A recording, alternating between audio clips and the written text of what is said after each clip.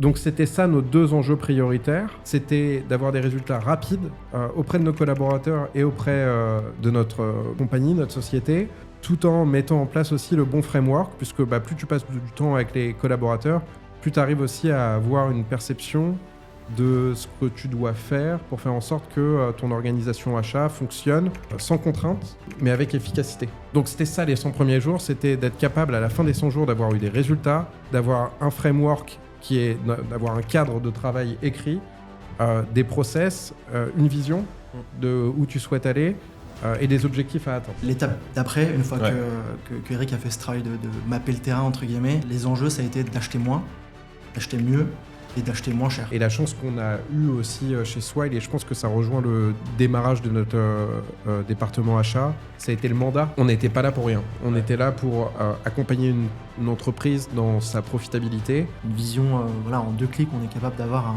un spend cube, de voir qui achète quoi. Le spend cube, c'est quoi en gros le spend cube? Spend cube, c'est ce qu'expliquait Eric tout à l'heure, c'est vraiment tous tes achats, auprès de quel fournisseur, et qui fait ses achats chez Swile, auprès de quel fournisseur. Les achats, c'est pas un département, c'est un enjeu d'entreprise en fait. Donc, et ce qu'on a porté chez nous, c'est pas un département achat, et nos résultats sont pas ceux d'un département achat.